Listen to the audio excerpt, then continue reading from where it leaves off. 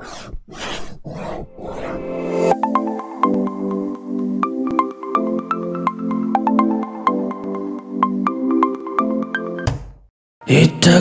Production.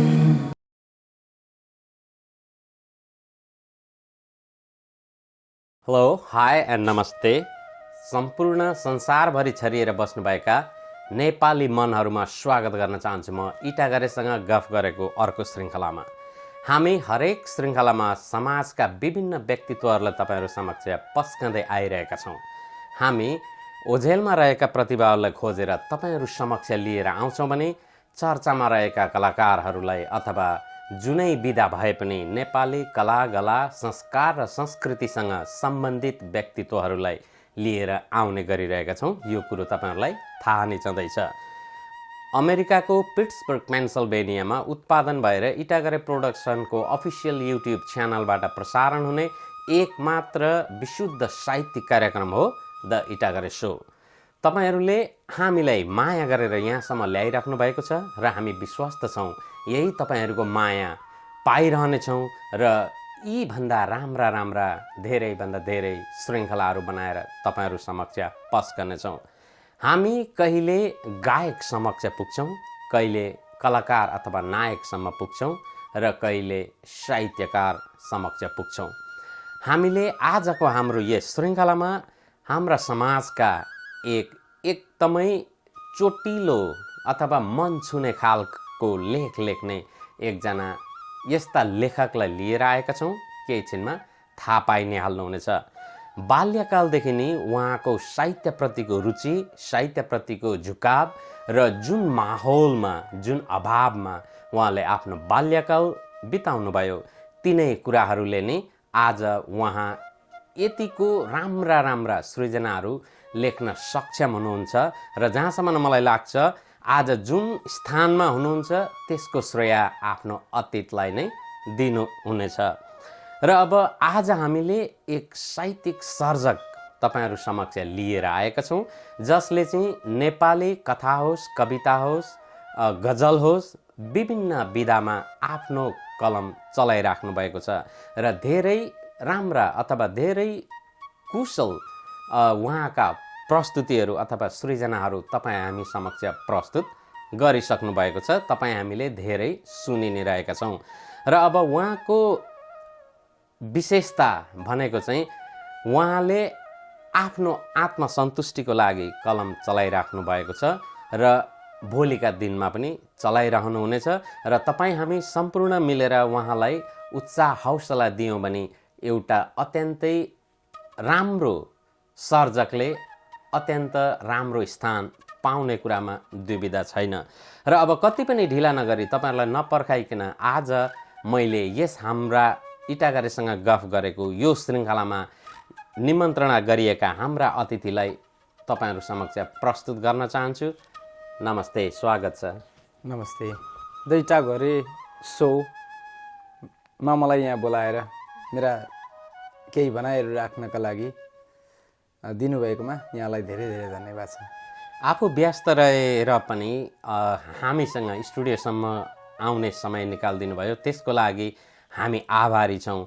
र अब अलिकति तपाईँको व्यक्तिगत जीवनदेखि नै, जन्मदेखि नै सुरु गर्दै अहिलेसम्म आउँदाका तपाईँहरूका कुराहरू नै समेट्नेछौँ अथवा तपाईँको जीवन भोगाइलाई समेट्नेछौँ। र अब तपाईँ अत्यन्तै राम्रा सृजनाहरू लेख्नुहुन्छ र कसरी तपाईँले नेपाली साहित्यतिर चाहिँ ढल्किनु भयो, केले चाहिँ तपाईँलाई मोहनी लगाएर अहिले जुन नेपाली साहित्यिक क्षेत्रमा आफ्नो कलम चलाइराख्नु भएको छ? मलाई नेपाली भाषाप्रतिको मोह भनेको जस्तो म भुटानमा जन्मिएँ। भुटानको पनि साम्ची जिल्लाको दोरोखा अति नै विकट गाउँ मानिन्छ। दोरोखामा जन्मिएको मान्छे म 5 वर्षको हुँदा नेपाल आएँ। बुवा मम्मीले मलाई बोकेर ल्याउनु म सानो शिशु थिएँ, बालक थिएँ। नेपाल आउँदाखेरि नेपाल त आयो, नेपालमा भाषा त्यही भयो नेपाली। भुटानमा पनि जुन भाषा बोलिन्थ्यो त्यही भाषा बोलियो यता पनि। मैले जोङ्खा सुनेको थिइनँ पहिले। अब मेरो आफ्नो मात्रै कुरा गर्दाखेरि बुवाले आमाले सुन्नुभएको थियो होला, तर म त सानो बालक थिएँ। मैले त सुनेको थिइनँ। मैले त नेपाली नै बोलेको हो पहिलेदेखि नै। हो म नेपाली भाषा बोलिने घरमा जन्मिएको मान्छे र नेपाली भाषा बोलेरै त्यही हिसाबले नेपाली भाषाकै कारणले गर्दाखेरि हामी शरणार्थी भएर क्याम्पसम्म आइपुग्यौँ। मैले थाहा पाउँदाखेरि, म जान्ने हुँदाखेरि मेरो बुवाले कविता लेख्नुहुन्थ्यो। हजुर बुवा पछाडि दाजु अनि दाजु पछि म, त्यसरी हाम्रो चाहिँ एउटा वंशाणुगत भने जस्तो। हजुर पुस्ता पछाडि हजुर पुस्ता पछाडि पुस्ताले कविता लेखेको भन्दा फरक पर्दैन। हुन त दाजुका पनि कृति निस्किएका छैनन्, कुनै फुटकर कविताहरू पत्र पत्रिकामा प्रकाशित चाहिँ सानैदेखि नै पहिलेदेखि नै भएका हुन्। तर बुवाका भने कुनै पनि कविताहरू, कुनै पनि लेखहरू बाहिर निस्किएका छैनन्, प्रकाशित छैनन्। हजुर अनि मलाई चाहिँ विशेष गरी बुवाले नै सिकाउनु भएको हो कविता लेख्नका लागि। बुवाले सिकाउनु भयो। अब म अलिक बुझ्ने हुँदाखेरि मलाई के लाग्यो भने, जस्तो 1624देखिको कथा छ नेपाली भाषी भुटानीहरू, नेपालीहरूलाई चाहिँ विसुन थापा मगरको नेतृत्वमा 42 परिवार भुटान लगिएको भन्ने। हजुर हजुर 1642 देखि 2000 अर्थात् अहिलेको 2000 को भनौँ 2021सम्म आइपुग्दाखेरि यत्रो वर्ष पनि, भनौँ 4 शताब्दी बितिसक्दा पनि नेपाली भाषा जुन बोकेर गएका थिए हाम्रा पुर्खाहरूले, रामशालाई चाहिँ आफ्नो हड्डीमा कुदेर गएका थिए। उनीहरूले गुन्द्रुक र ढिँडो सँगै लिएर गएका थिए भुटान। अनि भाषा, विशेष गरी गुन्द्रुक र ढिँडो मात्र नभएर आफ्नो भाषा, धर्म, संस्कृति सबैको बीज भुटान जस्तो एउटा नौलो भूमिमा गएर पनि त्यो बीजलाई अहिलेसम्म 4 शताब्दीसम्म पनि राखिराख्नु भनेको त्यो सानो कुरा होइन। ठुलो मोह चाहिँ त्यता भयो। हजुर त्यसले गर्दा पनि अब नेपाली भाषाप्रतिको मोह चाहिँ त्यतापट्टि धेरै नै गाडियो। भनेपछि यो अब नेपाली भाषाप्रतिको मोह भन्दा पनि नेपाली पोसाक लगाउने, नेपाली बोल्ने, नेपाली चाडपर्व मनाउने त्यो एउटा हाम्रो संस्कार थियो, परम्परा थियो र त्यही परम्परालाई चाहिँ कायम राख्दै आउनुभएको छ पुस्ता पछाडि पुस्ता। हजुर अब यहीँ अलिकति जोड्न चाहेँ, तपाईँका बाबाले लेख्नुभयो, दाइले लेख्नुभयो, तपाईँ लेख्दै हुनुहुन्छ।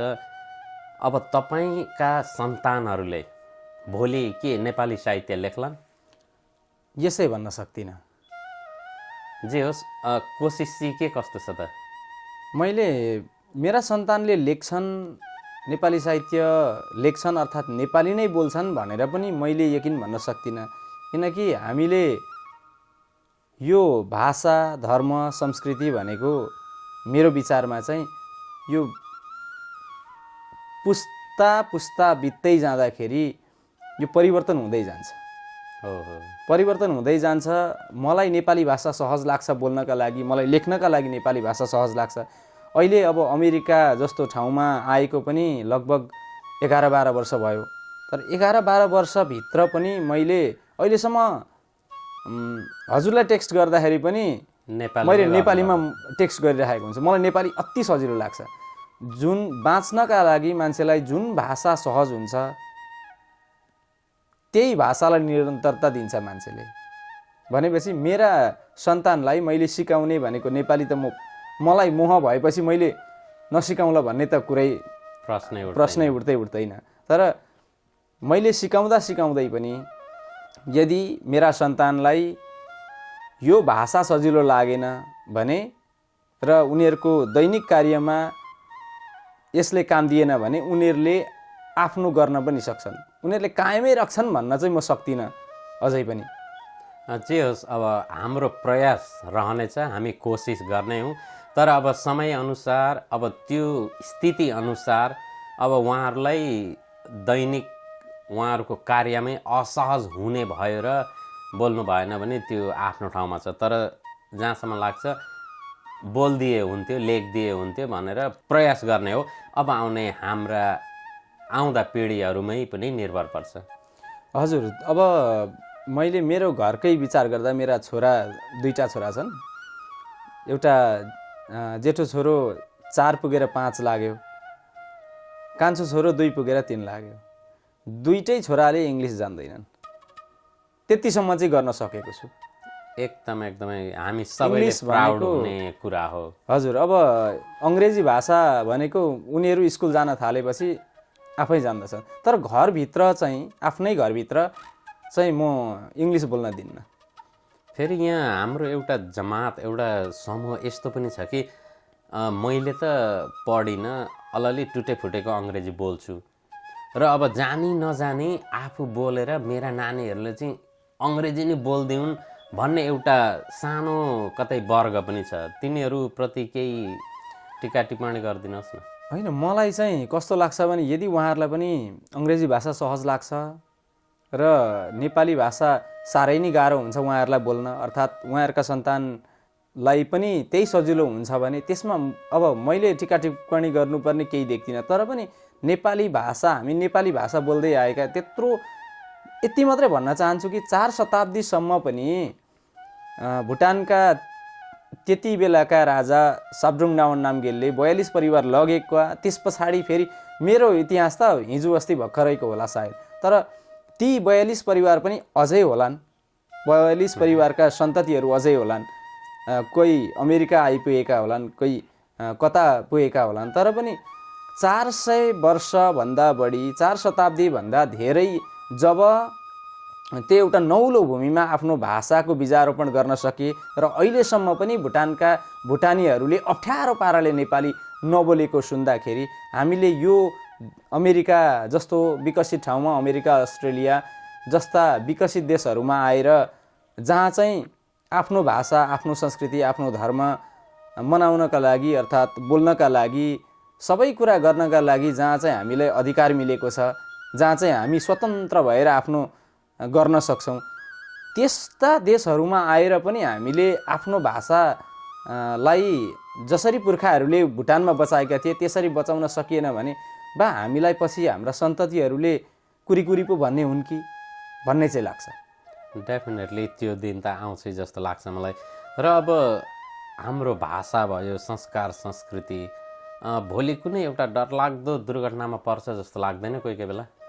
मलाई त्यो चाहिँ अहिलेसम्म लागेको छैन। हाम्रो पुस्ता रहउन्जेलसम्म हामीले नेपाली बोल्छौँ र हाम्रो पुस्ता रहउन्जेलसम्ममा हाम्रा बालबच्चा पनि झन्डै हामी जत्रा भइसकेका हुन्छन् र नेपाली घरभित्र नै नेपाली बोल्ने वातावरण मिलाइयो भने बाहिर त हामीले नेपाली बोलेर केही हुनेवालै छैन। बाहिर तरकारी किन्न जाँदा पनि अङ्ग्रेजी बोल्नुपर्ने अवस्था छ। त्यो त पर्छ। जुन देशमा बसिन्छ त्यहाँको नियम कानुन अर्थात् जुन भाषा छ त्यो त हामीले सिक्नै पर्छ र आफूले प्रयोगमा ल्याउनु पनि पर्छ। तर कस्तो हुन्छ भने आफ्नो घरभित्रै चाहिँ हामीले नेपाली बोलिराख्यौँ भने हाम्रो भाषा कहिले पनि हराउँदैन। लेखनको क्षेत्रमा क ख ग घ नजान्लान्, लेख्न सिकाउन पनि अप्ठ्यारो होला, तर पनि त्यति हुँदै पनि बोल्न मात्र चाहिँ यो बोली, नेपाली भाषा जुन बोलीमा छ यो बोली चाहिँ हराउँछ जस्तो मलाई लाग्दैन। एकदमै। अब तपाईँ यो कार्यक्रममा आएपछि धेरै तपाईँ हामीलाई हेर्ने दर्शकहरूले केही मिठा सृजना पनि सुन्न पाइन्छ भन्ने आश राख्नु भएको छ होला। एउटा कुनै सृजना जाओस् न। हजुर, हुन्छ। अब आजकल भनेको सबै रचनाहरू फोनमा कैद हुन्छन्। फोन हेरेरै भए पनि म कविता सुनाउँछु। त्यसका लागि चाहिँ म माफी चाहन्छु। मैले कपीमा लेख्नु पर्थ्यो, कपीमा लेखिएको छुइनँ। फेरि यो लेख्न फोनमै सजिलो हुँदो रहेछ, साह्रै सजिलो, हराउँदैन पनि, धेरै नै सजिलो हुन्छ। मैले हाम्रो नेतृत्व यस्तो हुनुपर्छ भन्ने हिसाबले एउटा कविता लेखेको छु जसको शीर्षक रहेको छ अब तिमी यसरी आउनुपर्छ। लाग्छ साङ्लाहरू सलबलाउने छैनन्, झिङ्गाहरू मन्त्र जप्ने छन्, कुटीमै रहनेछन्, भमरो झैँ लामखुट्टेहरूको भुनभुन सुनिने छैन। दुम्सीहरू काँडा छोप्ने छन्, साँडेहरूको जुरो दबिनेछ, हात्तीले फलामे खम्बाहरू दबाउने छैन, छेपारोले रङ फेरे जस्तै अदलाब बदलाव हुनेछ। यो प्रकृतिको सुन्दर सृष्टि मानव, यो कथित मानव बन्ने छ। नदीका माछाहरू उफ्री नाच्ने छन्, आहा छेपाराहरूले कहिल्यै रङ फेर्ने छैनन्। सारामा उमङ्ग मिल्नेछ।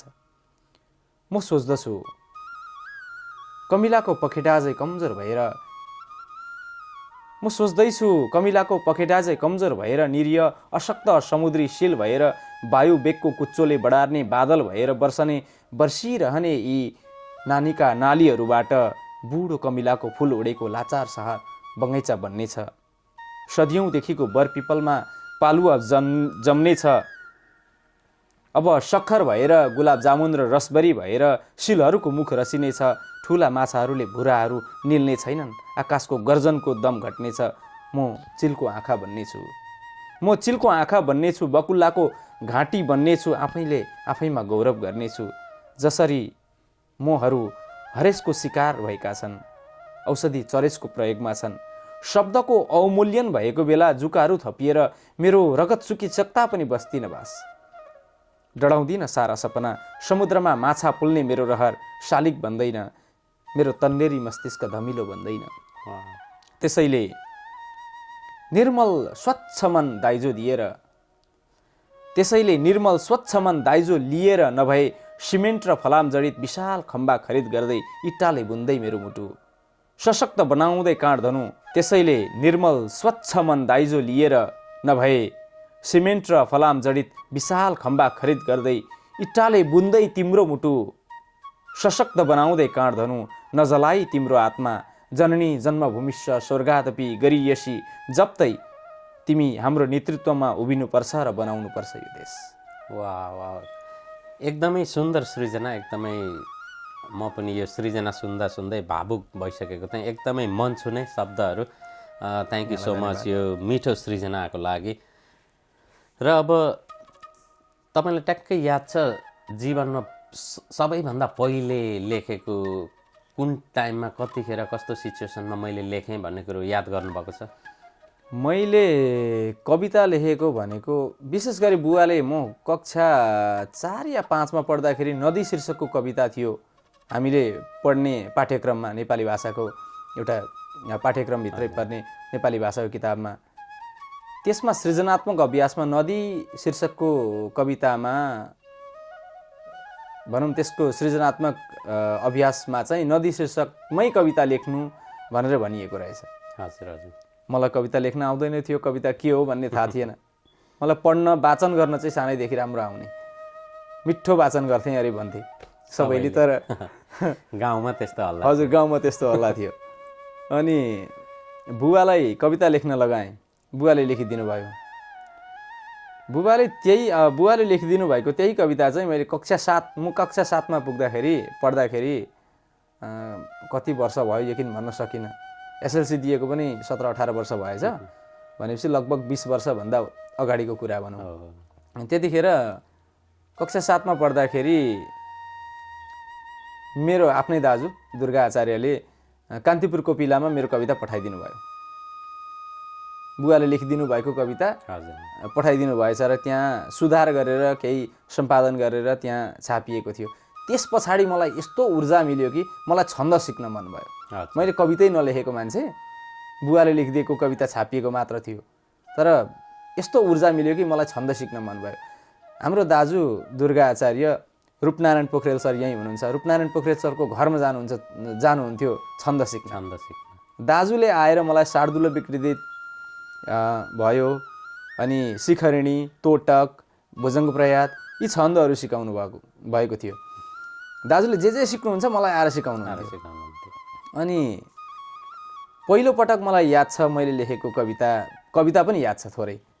भानु भक्त भनेर वृद्धजनले कहिल्यै नभुल्ने गरी बाचाली छटा मना शिव गरी गर्छन् पुकारा हरि। आवेगमा नगई शिथिल नभई बन्यो असाध्यै गुणी यस्तै काव्य रचेर नै जगतमा फैलाई छाड्यौ मुनि। यस्तै कस्तो थियो। एकदमै यो सायद छन्दमा वाचन गरेर पनि होला अत्यन्तै मिठो सुनिएको छ भनेपछि यो सबैभन्दा पहिला लेखेको पहिलो कविता हो। अब यसरी नै सुरुवात भयो साहित्यिक जीवन।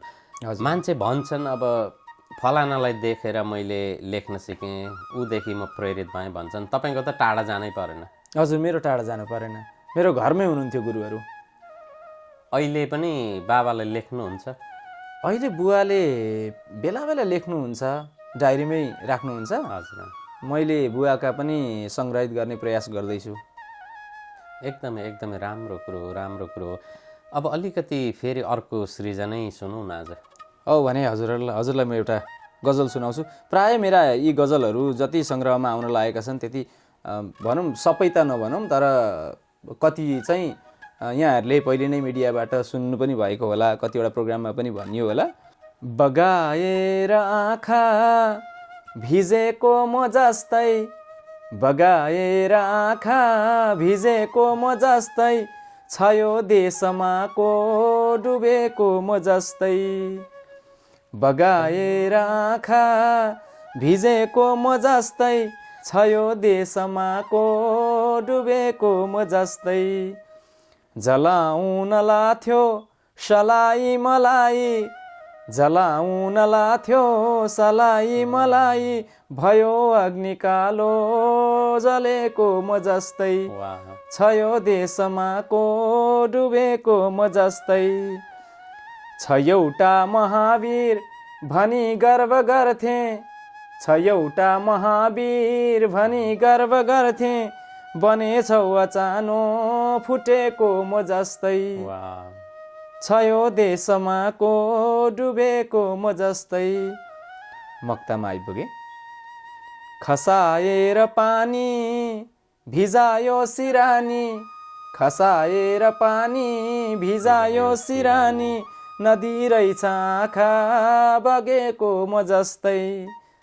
बगाएर आँखा भिजेको म जस्तै, छ यो देशमा को डुबेको म जस्तै। वाह वाह वाह, अत्यन्तै अत्यन्तै सुन्दर सृजना। थ्याङ्क यू सो मच यो मिठो सृजनाको लागि। र अब सृजनाहरू फुटकर रूपमा त धेरै हामीले सामाजिक सञ्जालहरूमा देखिरहेका छौँ, यसरी कहिलेकाहीँ भेट हुँदा सुनि पनि रहेका छौँ। र अब तपाईँका सम्पूर्ण सृजनाहरू एकमुष्ट रूपमा आउँदैछन् भन्ने कता कता सामाजिक सञ्जालमा सुनेको छु। र त्यो के हो, यहाँ पछाडि दर्शकहरू मैले देखाइ पनि रहेको छु। उहाँको अब आउने प्रोजेक्टहरू एकचोटि अलिकति विस्तृतमा सम्पूर्ण तपाईँ हामीलाई हेर्ने दर्शकहरूलाई बताइदिनुहोस् न।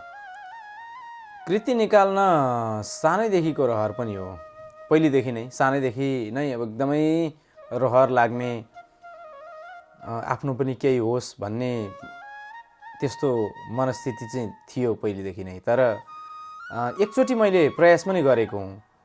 जगदीश घिमिरे, हाम्रो साहित्यकार जगदीश घिमिरेलाई भेट्नु पर्यो, उहाँलाई भेटेर कुरा गर्नु पर्यो। उहाँको पनि छापाखाना छ जस्तो लाग्थ्यो त्यतिखेर, रामे छापमा कहाँ थियो जस्तो लागेको थियो। म पनि त्यतिखेर काठमाडौँतिरै थिएँ। अनि त्यतै गएर कता भेट्नु पर्यो भनेर विचार पनि गरेँ। त्यही बेलामा फेरि यता यो पुनर्वासको प्रक्रिया पनि सुन्नमा आयो। 2006-07तिरको कुरा होला सायद, अनि 7तिरको विशेष गरी। अनि पुनर्वासको कुरा आउँदाखेरि होइन अब कता हो के हो भनेर फेरि प्रोसेसतिर लाग्यो। उता धेरैवटा प्रक्रियाहरू पार गरेर मात्रै हामी आउन पाइन्थ्यो। त्यो भएपछि ती प्रक्रियाहरूमा पनि व्यस्त भयो। अलिकति अब खर्च पनि नभएको अवस्थामा अध्यापन गर्दा पनि त्यसले यता घर चलाउनु या त पुस्तकमा खर्च गर्नु भन्नेतिर गइयो, त्यो गर्न सकिएन। यहाँ आएर भर्खरै अब हामीले सल्लाह गऱ्यौँ, म पनि एउटा जिम्मेवार सदस्य हुँ विश्व भुटानी साहित्य सङ्गठनको। अनि हाम्रो सल्लाह भयो, विशेष गरी कर्ण गुरुङ सर, पातलो अन्तरे, म स्वयं, अनि निकैजना साथीहरू हुनुहुन्छ, डेन्जम दाई, हामी सबैले सल्लाह गर्दाखेरि एउटा साहित्यिक सङ्गोष्ठी गरौँ नेब्रास्कामा नोभेम्बर 20 तारिक भनेर कुरा गऱ्यौँ। अनि त्यो कार्यक्रम त्यहाँ गर्ने भन्ने बित्तिकै मलाई कताबाट म त्यहाँ विमोचन गर्न पाएँ, कस्तो हुन्थ्यो भन्ने पुरै उत्सुकता जागेर आयो। अनि तत्काल मैले मेरा ठुल्दाई, म ठुल्दाई भन्छु, उहाँले मेरो दाई दुर्गालाई माइलो भन्नुहुन्छ, मलाई कान्छो भन्नुहुन्छ, कुशल व्यवसायी अर्थात् राम्रो मान्छे हुनुहुन्छ, साहित्यमा धेरै रुचि राख्नुहुन्छ, धेरै राम्रा राम्रा लेखहरू लेख्नुहुन्छ राज बराल दाजु। उहाँलाई सम्पर्क गरेँ, लु दाजु मैले यस्तो गर्ने विचार गरेँ, के गरौँ भनेको, ल यो त गर्नुपर्छ नि भन्नुभयो।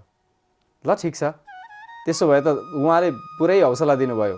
यता कर्ण सरले पनि भनिराख्नु भएको थियो, पातलो अन्तरे ज्वाइँ साहबले पनि भनिरहनु भएको थियो मलाई, ल राम्रो कुरा आयो भन्नुभयो। ल ठिक छ नि त, अब प्रेस कुन प्रेसलाई दिने? त्यस पछाडि मैले रिमेन आलोक, दुर्गा रिमाल उहाँहरूसँग पनि एकदमै टचमा बसिरहेको थिएँ। अनि प्रेस छनौटमा पनि मलाई राज बराल दाजुले नै याम सर हुनुहुन्छ त, याम सरको आफ्नो प्रेस छ, त्यहाँ गर्नुहोस् भन्नुभयो। यामथुरुङ सर हाम्रा साहित्यकार नेपालमा हुनुहुन्छ, उहाँको आफ्नो प्रेस छ, त्यहाँबाट गर्नुहोस् भन्नुभयो। ल ठिक छ दाजु, तर मलाई सहयोग गर्नु पर्यो, मेरा कविता कस्ता छन् म आफैले मलाई त राम्रै लेखेँ जस्तो लाग्छ। राम्रै लाग्छ आफूलाई त। हजुर, अनि कताबाट अब छान्ने? छन त धेरै छन् मसँग, लगभग अब छन्दको गरौँ या त गद्य गरौँ कि पद्य गरौँ भन्ने थियो। अनि गद्यमा पनि कतिवटा मिलाउनु पर्ने अवस्था देखेँ मैले आफैले, पद्यमा, पद्य कविताहरूमा कति मिलाउनु पर्ने अवस्था देखेँ। त्यो भएपछि म गद्य गर्छु भनेर गद्यको लागि मैले राज बराल दाजुलाई सबै कुरा पठाएर लु दाजु छनौट गरिदिनु पर्यो भनेर भने। अनि हामीले त्यसमा अब हिज्जे मिलाउनका लागि पनि हामी दुईजना पुरै लागि पऱ्यौँ। हामी सुतेनौँ, कति रात सुतेनौँ। त्यसरी मिलाएर अनि लगभग 43वटा कविताहरू चाहिँ छनौट भए। दाजुले धेरै सहयोग गर्नुभएको छ, म यसै कार्यक्रमबाट पनि उहाँलाई धेरै धेरै धन्यवाद दिन चाहन्छु। त्यसरी गरियो। अनि यसपालि चाहिँ अब दुईटै कृति निकाल्नु पर्यो, एकैचोटि निकालिदिनु पर्यो। अब किनकि कस्तो हुन्छ भने मैले अर्को वर्ष पर्ख्यौँला, अर्को वर्ष पर्खिँदाखेरि विशेष गरी कस्तो भयो भने मलाई चाहिँ नेपाली भाषाको जुन कुरा अघि हामीले गरेका थियौँ, नेपाली भाषा बोल्न पनि हामीलाई अप्ठ्यारो पर्न सक्छ पछि भनेर जुन कुरा गरेका थियौँ, त्यसैलाई आधार मान्दै जस्तो नेपाली पुस्तक पढ्ने मान्छे पनि कति होला नि त? हामी जस्तै लेख्न रुचाउने मान्छेले मात्र होला पढ्ने अहिले, लगभग केही त हुनुहुन्छ अझै पनि पाठकवर्ग हुनुहुन्छ पनि, कति राम्रै पढ्नुहुन्छ, नेपाली किताबहरू खोजी पढ्नुहुन्छ नलेखे तापनि। तर पनि ठुलो जमात भनेको हामी साहित्यमा रुचि भएकाले मलाई लाग्यो होइन, दुईटै कृति, अब पढ्नेले दुईटै कृति पढिहाल्छन्। अनि खर्चको हिसाबले मैले आत्मसन्तुष्टिका, मेरो आफ्नो आत्मसन्तुष्टिका लागि लेख्ने गर्छु। अनि त्यो भएपछि मलाई मन परेको कुरा कसैलाई मनपर्छ, कसैलाई मन पर्दैन, मन पर्नै पर्छ भन्ने पनि हुँदैन भन्ने हिसाबले पनि मलाई यसपालि ल दुईटै निकाल्नु पर्यो एकैचोटि। त्यसो गर्दा जे होस् दुईटा त सङ्ग्रहित भए, दुईटामा धेरै समेट्न सकेँ मैले खेस्रा लेखेर मात्र अब त्यतिकै फोनमा राखेर मात्र त त्यो त त्यतिकै मरेर जान्छ। बरु किताब भयो भने केही न केही त होला। यसो अब आज नभए भोलि नभए 100औं वर्ष पछाडि कसैले खोज्यो भने पनि अहौ जानी नजानी लेखेछन् हो भन्ने पनि होला भन्ने लाग्यो। विश्व भुटानी साहित्य सङ्गठनले यही नोभेम्बर 20 तारिक ओमाहा नेब्रास्कामा एउटा विशाल कार्यक्रम गर्दैछ। त्यही कार्यक्रममा मेरा पनि दुईटा कृति विमोचन हुँदैछन्। मेरा मात्र नभएर लगभग 8-10 वटा पुस्तकहरू विमोचन हुँदैछन् र 2-4 वटा बालगीत पनि त्यहीँबाट निस्किनेवाला छन्। अनि जिबियालोले धेरै राम्रा कामहरू गरिरहेको छ। जिबियालो मात्र नभएर यता मातृभाषाले पनि गरिरहेको छ। अनि हाम्रो साहित्य परिषद भुटानले पनि धेरै राम्रो काम गरिरहेको छ। सबैले मलजल गरेका छन् नेपाली साहित्यका लागि। अनि त्यसमै विमोचन हुँदैछन् मेरा किताबहरू पनि। मेरो किताबका लागि दिनरात नभनिकन खटिदिनु हुने मेरा ठुल्दाई राज बराल दाजुलाई यहीँबाट सादर नमस्कार र धन्यवाद टक्राउन चाहे। प्रेस छनौटदेखि लिएर हिज्जेदेखि लिएर कविता छनौटदेखि लिएर हरेक कुरामा मलाई साथ दिनुभएको छ र मलाई हौसाउनु भएको छ निकाल्नका लागि। मेरा कृतिहरू प्रकाशन गर्नका लागि मलाई हौसाउनु भएको छ, यसका लागि धन्यवाद। यामथुलुङ सरले बिचरा उहाँ आफ्नो मातृशोकमा हुनुहुन्थ्यो आफू, तर पनि मलाई समय दिनुभयो। उहाँलाई त म धन्यवाद नदिइरहन सक्दिनँ, उहाँलाई पनि यहीँबाट नमन। याम सरको अवस्था अब उहाँ मातृशोकमा हुँदाहुँदै पनि मलाई डम्बर तुम्बापो सर जो उहाँ स्रष्टा प्रेसमा काम गर्नुहुन्छ, उहाँले पनि मलाई भनौँ राति नभनिकन, उहाँको दिउँसो नभनिकन, फुर्सद नभनिकन, तिहार नभनिकन, चाडबाड नभनिकन सहयोग गर्नुभयो। उहाँका लागि पनि उहाँलाई पनि म एकदमै नमन गर्न चाहन्छु। र यहाँहरू सबैलाई विशेष गरी अब नोभेम्बर 20 तारिक एकदमै बृहत कार्यक्रम हुँदैछ ओमाहा नेब्रास्कामा, embassy suites Omaha by Hilton, त्यस होटलमा हाम्रो कार्यक्रम हुँदैछ। यहाँहरू सबैलाई विशेष गरी अमेरिकामा हुनुभएका र क्यानाडामा हुनुभएका सबै साहित्य अनुरागी, सबै साहित्य मन पराउने, लेख्न रुचाउने, सुन्न रुचाउने यहाँहरूलाई पनि म निमन्त्रणा गर्न चाहन्छु यसै कार्यक्रमबाट। Okay, thank you so much. म पनि यहाँ अलिकति जोड्न चाहेँ, अहिलेको यो व्यस्त फोन चलाउने हातहरू अथवा मस्तिष्कहरू हुँदाहुँदै पनि तपाईँहरू जसले उहाँलाई उहाँका दुईटा कृतिहरू चाहिँ पब्लिस गरेर अहिले अब विमोचन गर्ने ठाउँसम्म प्रत्यक्ष या परोक्ष रूपमा मद्दत गरेर साथ सहयोग दिएर यहाँसम्म ल्याइदिनु भयो, त्यसको लागि म पनि तपाईँहरूलाई नमन गर्न चाहेँ यहीँबाट। र अब 20 तारिक भन्नुभयो? हजुर, 20 तारिक। त्यहाँ तपाईँका दुईटा कृति, एउटा गजल सङ्ग्रह, एउटा कविता सङ्ग्रह लगायत अरू स्रष्टाहरूका धेरै कृतिहरू पनि आउँदैछन्। हजुर। अब तपाईँ जति राम्रो साहित्यमा आफ्नो कलम चलाउनुहुन्छ, त्यति राम्रो समाजसेवा, व्यापार व्यवसायमा पनि देखिराख्नु भएको छ।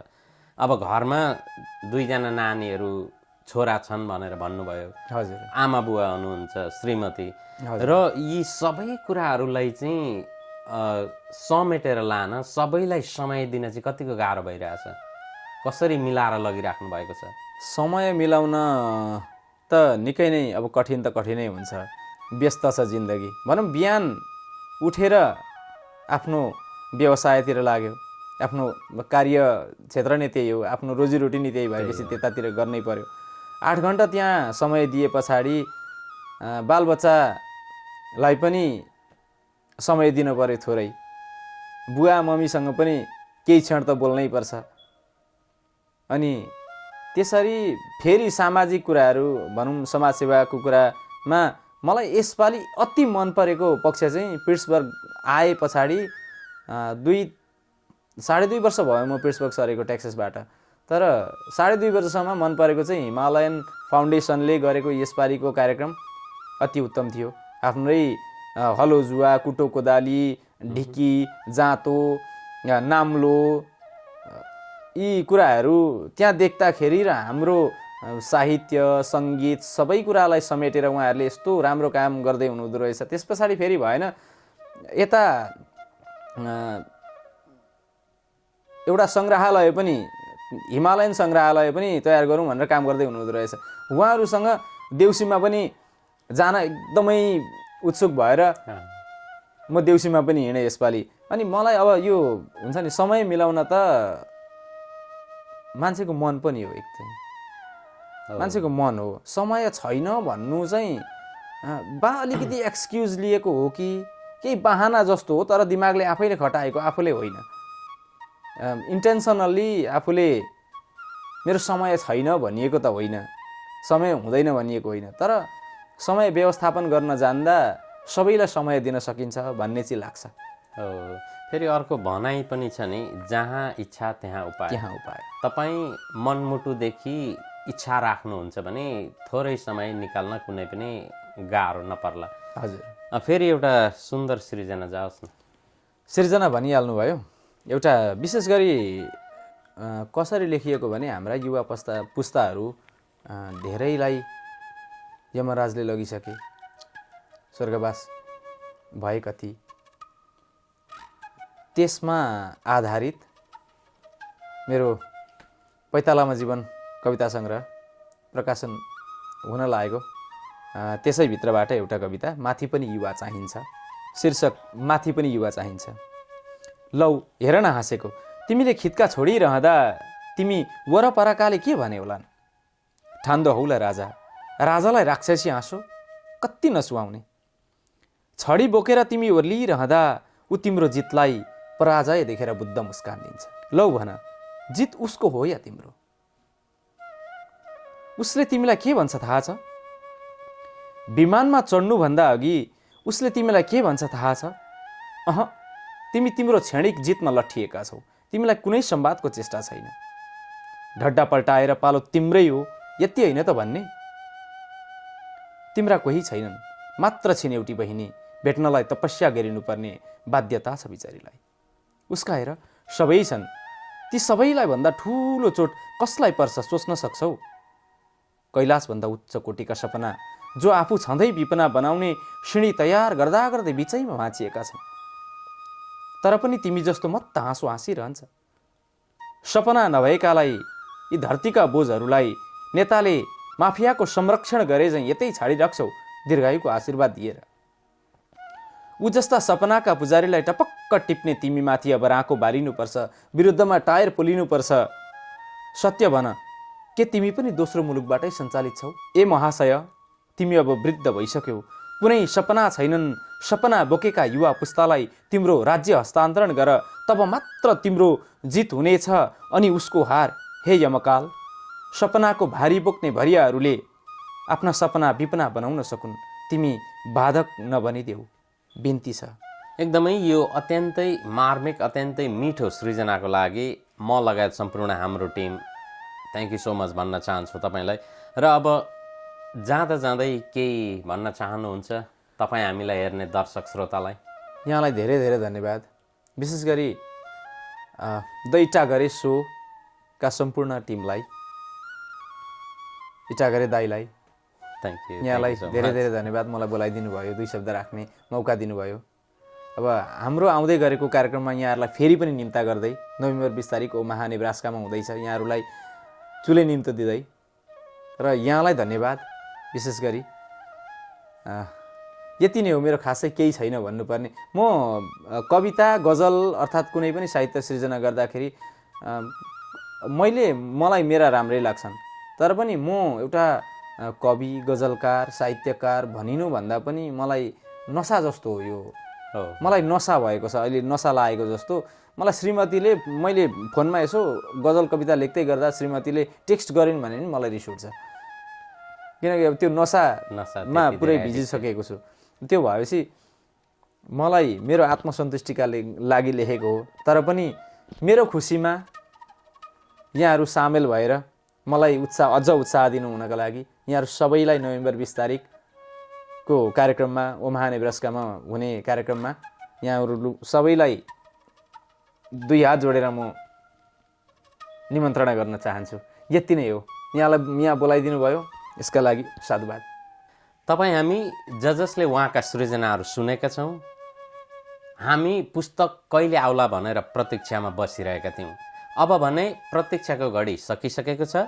यही नोभेम्बर 20 तारिक नेब्रास्कामा एउटा कविता सङ्ग्रह र अर्को गजल सङ्ग्रह, 2-2वटा पुस्तकहरू विमोचन भइरहेका छन्। उहाँले आफ्नो काम गरिसक्नुभयो, अब पुस्तक तपाईँका हातमा छ। अनि मेरा कृतिहरूमा, 2टै कृतिमा भएका त्रुटिहरू मलाई प्रत्यक्ष रूपमा अर्थात् अप्रत्यक्ष रूपमा भए पनि मलाई सोझै भनिदिनु होला, ताकि म अर्को कृति ल्याउँदाखेरि त्यसमा गल्ती नगरौँ। कुनै संरचना बिग्रिएको छ भने पनि त्यो भनिदिनु होला। कुनै हिज्जेमा तलमाथि भएको छ भने पनि त्यो पनि भनिदिनु होला। या त यस्तो लेखे हुन्थ्यो भने जस्तो लाग्छ भने पनि मलाई भनिदिनु होला। र अब तपाईँ हामी जसले उहाँका सृजनाहरू सुनेका छौँ। अब उहाँका 2-2वटा पुस्तक यही नोभेम्बर 20 तारिकदेखि हाम्रा हातमा आउनेछन्। उहाँले आफ्नो ठाउँबाट पुस्तकहरू विमोचन गरेर तपाईँ हाम्रा हातमा दिइसक्नु भएको छ। अब ती पुस्तकहरू पढेर प्रतिक्रिया दिने, उत्साह हौसला दिने, सल्लाह सुझाव दिने तपाईँ हाम्रो काम हो। अवश्य पनि तपाईँहरूले राम्रो नराम्रो जस्तो भए पनि सल्लाह सुझाव दिनुहुनेछ, ताकि आउँदा दिनहरूमा उहाँले गल्ती कमी कमजोरी भएका छन् भने सुधार गर्दै आउनुहुनेछ र परिष्कृत हुँदै आउनुहुनेछ। र अब यति भन्दै आजका लागि म लगायत आजका हाम्रा यस श्रृङ्खलाका अतिथिलाई बिदा दिनुहोस्। फेरि काहीँ न काहीँ भेटिने बाचाका साथ आजलाई बिदा लिन चाहन्छौँ। हस्त नमस्ते।